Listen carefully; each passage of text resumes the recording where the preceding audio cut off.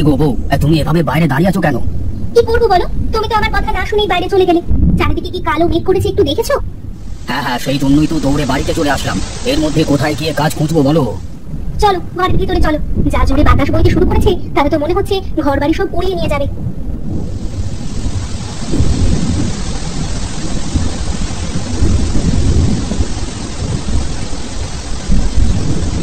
দেখো তুমি, বাইরে প্রচুর বৃষ্টি হচ্ছে।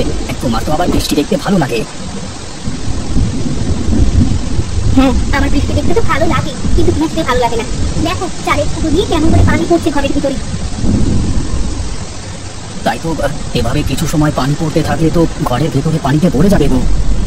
কি আর করা যাবে, তোমাকে কত করে বললাম যে ঝড় বৃষ্টির সময় আসছে, তার আগে তুমি ঘরের চালটা সারানোর ব্যবস্থা করো। মুখ দিয়ে বললি কি আর করা যায় গো? কাজ করাতে হলে তো টাকার দরকার, কিন্তু আমার কাছে তো তেমন কোনো টাকা পয়সা কিছুই নেই। আমি বলি কি, তুমি দরকার হলে একটু মহাজনের সাথে কথা বলে দেখতে পারো, যদি কোনো সাহায্য তিনি করেন আমাদের। ঠিক আছে, বলে দেখবো, তবে আমার মনে হয় না যে সে আমাদের কোনো উপকারে আসবে।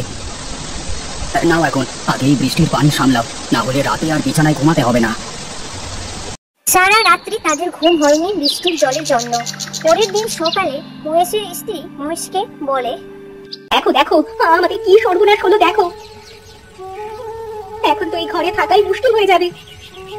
তুমি কোনো চিন্তা করো না গিন্নি, আমি এক্ষুনি মহাজনের কাছে যাচ্ছি, দেখি তিনি কিছু করতে পারেন কিনা।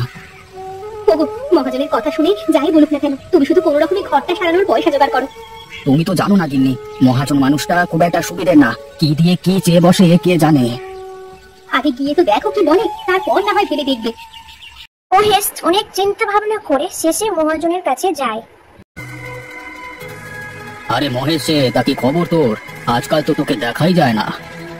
আসলে বাবু, গরিব মানুষ, কাজ কাম করে খাই, তাই তো এখন আর ওভাবে আসা হয় না। বাবু, আমাকে আর একটিবার সময় দেন, আমি কথা দিচ্ছি এবার ঠিক আপনার টাকাটা বুঝিয়ে দেবো। আচ্ছা মহেশ, তুই বলতো, কাউকে টাকা ধার দিয়ে সেই টাকা চাওয়া কি কোনো অপরাধের কাজ? না, ঠিক তা নয়, তবে তাকে সময়ও তো দিতে হবে ফেরত দেওয়ার জন্য। শোন বিনোদ, তোকে আর 2 দিন সময় দিলাম, এর মধ্যে টাকা দিবি, তা না হলে আমার লোকজন তোকে তোর বাড়ি থেকে বের করে দেবে, এই বলে দিলাম। তোমাকে তো ঠিক চিনতে পারলাম না বুড়িমা। আমি এক ভিখারি রে মা, এই পথ দিয়েই যাচ্ছিলাম, খুব তেষ্টা পেয়েছে আমার, তাই ভাবলাম যে একটু জল খেয়ে নি। ঠিক আছে, তুমি বারান্দায় গিয়ে বসো, আমি তোমাকে জল এনে দিচ্ছি।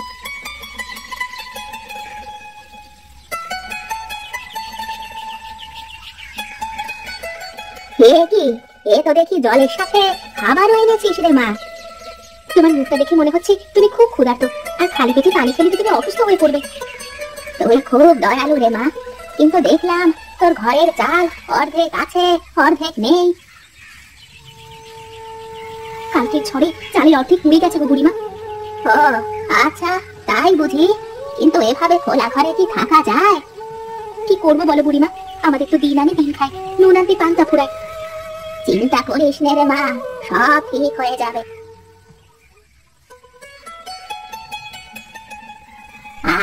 পেটটা ভরলো, কি যে শান্তি লাগছে এখন। ঠিক আছে, এবার তাহলে আমি আমার কাজে যাই বুড়িমা। যাবি? যাবি তো, একটু বস এখানে। এই নে, এই লাউয়ের বীজগুলো রাখ মা, এগুলো তোর ঘরের চারপাশে লাগিয়ে দিস।